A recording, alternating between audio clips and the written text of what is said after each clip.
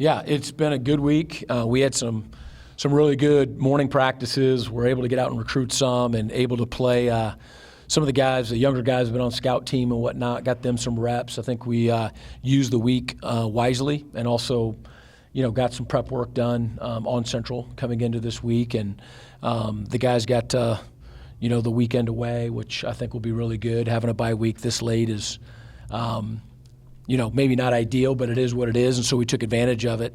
And now all of a sudden it's a short week, playing on Friday and Thanksgiving being a travel day.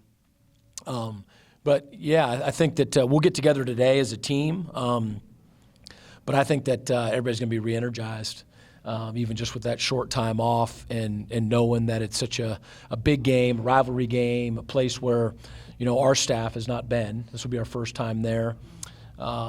And just a chance to finish strong. And I think all of us know that it's a long wait, before we get to coach and play again. And so really want to put everything together this week and enjoy it, keep getting better, and then, go compete our butts off on Friday against the number one defense in the MAC, and a quarterback that's throwing over 300 yards a game and just manages the game so well. I mean, just a very, very good football team. How difficult is it to have a bye week this late in the season after going 11 straight games? And then you get the break before your last one. Yeah, I mean, it's like I said, it's not ideal. I mean, if you could choose your bye week, you'd probably put it in after the LSU game. Play the non-conference schedule, even though we played Ball State early.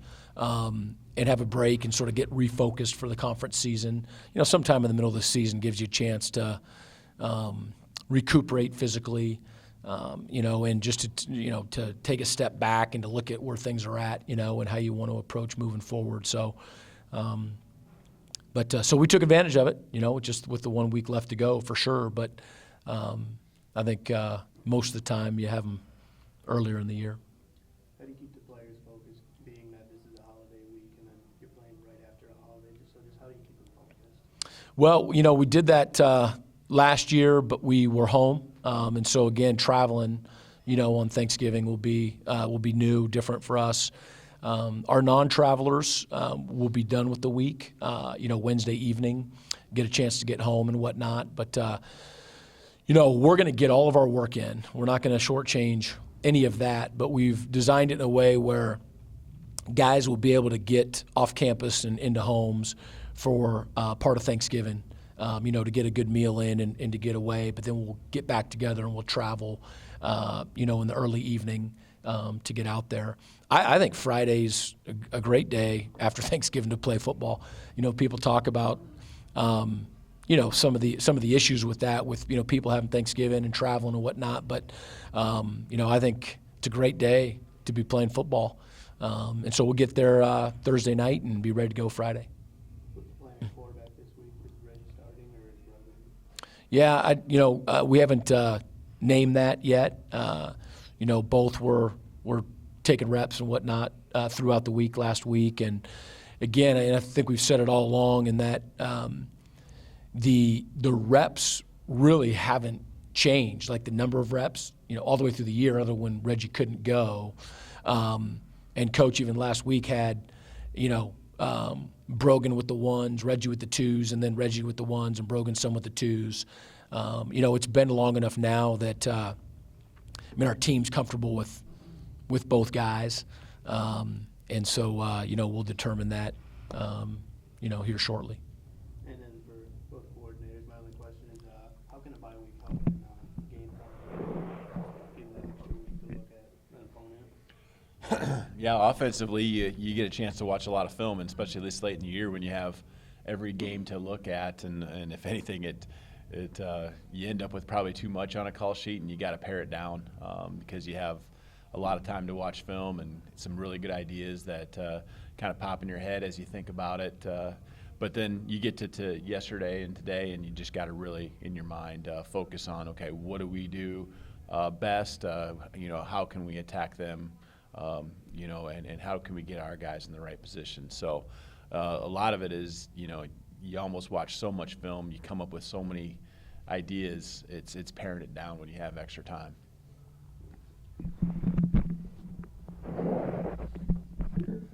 Yeah, similar situation, really, what it is. And so, but then last week you have an opportunity to go out and practice some things that maybe you're just kind of wondering, hey, will this be something that we try to work on? And so you get to practice a couple extra days too against some things. So we did that. We did that a little bit against our offense, practice-wise, which was good for tempo, pace, and speed. And then we got some scout looks in also last week. So it puts you ahead of the game. Yeah, it's good. All right, we'll start with you, Coach McCaslin. So they're a pretty balanced offense and with pretty good QB. What are you planning to do to stop Cooper Rush? Well, we want to put him in situations where he is throwing the football.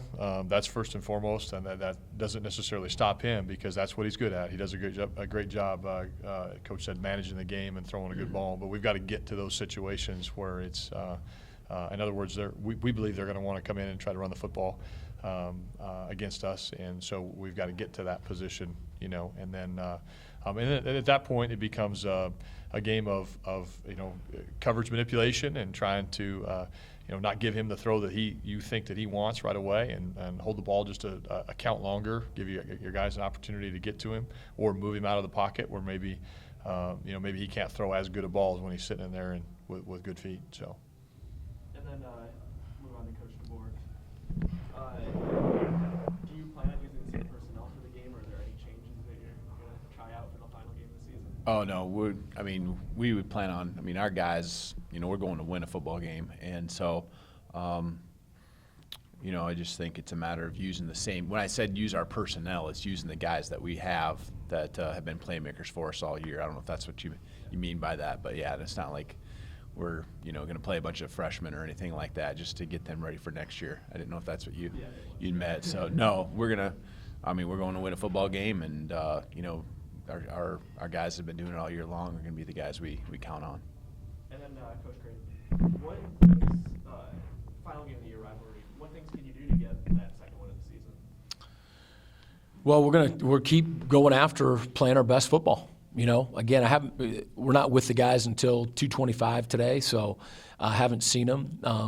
But if they feel like I do, like our staff did this morning, getting after, again, 11 straight weeks, having a day or two away, you get revitalized a little bit, refreshed, and you also realize how soon the 2015 team will be over. And so I think those things, we are a family. Our guys care about each other and enjoy being around each other and whatnot. And so, when we realize those things, I think that's going to, put some pep in the step and whatnot. And again, we're not going to be recreating the wheel. We're still going after playing our best football. We're putting plans together that to attack Central and to do what we do best. And we've had stretches where we've played pretty well. If we could do that together and to do it consistently, we're going to be okay. And so we got one last shot to get after it. And then Central's coach John Omega, he announced he's cancer-free this week. Have you talked to him yet? I wrote him earlier in the year. Have not talked to him since that news. He's usually on the MAC conference call right before me, and so he wasn't this week. We just had that this morning, but I look forward to talking to him and rejoicing with him in some awesome news. We didn't get a chance to talk last week, but you look back and Grady Bay has the honor of being the National Player of the Week a week ago. Is it just something about UMass that he seems to have outstanding games, back-to-back 21 tackle games against the Minutemen? It's a lot of tackles. I think one of the things about Grady Bay, is his preparation. I think if you look at one guy in our defense that, took preparation not only for himself but really for his whole unit inside of the ball, it was Grady Bay, and he prepares, and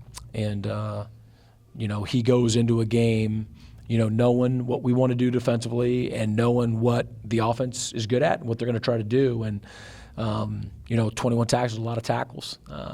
And so much of that is from his preparation, and it's a great award, and proud of him for it. You look at, of course, over the weekend, a big snowstorm here. How does that affect what you do? Do you still go outside? Do you try to go in the bubble this week to get away from the elements? How does that work? Yeah, I mean, just looked out on the field. It's covered in snow right now. So, you know, unless that changes, you know, we'll go in the bubble.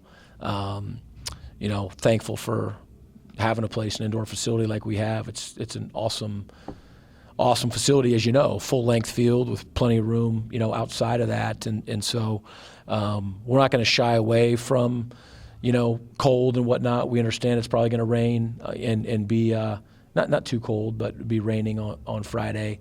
But I think what we end up doing is we take all the factors, you know, the toughness, needing to practice in weather, but ultimately what's going to get our team, you know, prepared the best. You know, so there's some days where, you know, it might be so windy that, you know, we can't video the way that we want to and whatnot, and it's a game planning day where we really just need to get the work in, and so, you know, we'll go in the bubble, and other days it's the best thing to do is to be out in the weather and go. So we always take that day by day.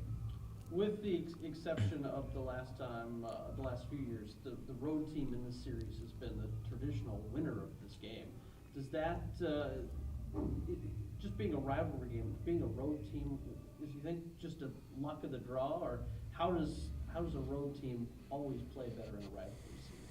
Yeah, no, that's a good question. You know, I probably haven't done the homework like you have when you say always or traditionally and whatnot. There is something about going on the road. You have an opportunity for an extra sort of amount of focus. You know, not everybody's with you. You know, it's guys who are in the travel party who are going to be playing. And, you know, really everything you're doing, whenever we're traveling well, and we talk about this, is that, you know, you're not necessarily banging your head against the wall on Friday night at dinner, you know, if you have a 6:30 kick the next day. But everything you're doing, once, you know, you get on that bus or plane, whatever it is, in the back of your mind, everything you're doing is about the game. You know, so again, you're not necessarily always talking about just the game plan, but everything you're doing always comes back to we are on a trip for a purpose. And, you know, sometimes when you're at home, you know, you don't have as many things in place to keep that focus. That would be, you know, one question, one thought. The other thing was, you know, in a rivalry game, you know, I think you see it at all levels all the time. You know, it brings out something in people. You know, it really does. It brings out something, and so you often get, you know, people playing at a different level, at a higher level, and whatnot. I think too, when you're really familiar with the program, and I mean, they're a new staff, or half of them are new staff, and we're relatively new, so I don't know it's necessarily the case, but you know, I think when you're really familiar with the program, no matter what the disparity might be, you know, in that season, the teams are familiar, and so you never put a team up too high, you know, or a team down, you know, too low. And so, you know, you probably have the right mindset in rivalry games. Whereas if it's a team that you've really never played before, they're undefeated, you know, they have this, you know, awe to them that may not be, you know, substantiated, and you might play differently. Whereas you played a team for 100 years, and you know you've had good years and bad years and whatnot. You take them for who they are, and you know, and you go play your best. So that would be another thought, you know, on just rivalries in general. Great. Anything else? All right, thanks guys. Go Eagles.